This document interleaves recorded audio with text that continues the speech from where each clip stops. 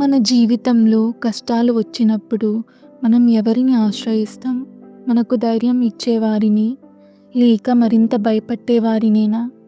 ఈ ప్రశ్నకు సమాధానం భగవద్గీత 2వ శ్లోకంలో ఉంది. ఇప్పుడు శ్లోకం విందాం. సంజయ ఉవాచ దృష్ట్వా తు పాండవానికం వ్యూఢం దుర్యోధనస్తదా ఆచార్యముపసంగమ్య రాజా వచనామబ్రవీత్.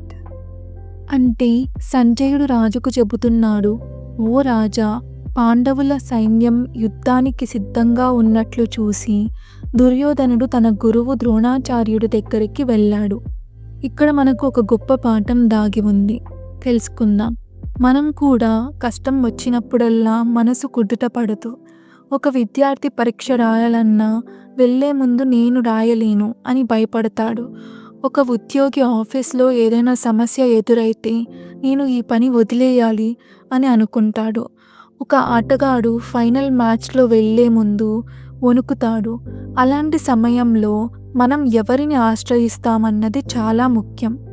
కొందరు తప్పు స్నేహితుల దగ్గరికి వెళ్ళి మరింత గందరగోళంలో పడతారు. కానీ సరైన గురువు, సరైన స్నేహితుడు దగ్గరికి వెళితే మనకు దారిని చూపిస్తారు, ధైర్యాన్ని ఇస్తారు. అలాగే దుర్యోధనుడు తన బలహీనతను దాచుకోకుండా నేరుగా తన గురువు దగ్గరికి వెళ్ళాడు. అదే మనకో పాఠం. కాబట్టి జీవిత యుద్ధంలో గెలవాలంటే సరైన సమయంలో సరైన గురువుని ఎంచుకోవాలి. అప్పుడే జీవితంలో విజయాన్ని సాధిస్తారు.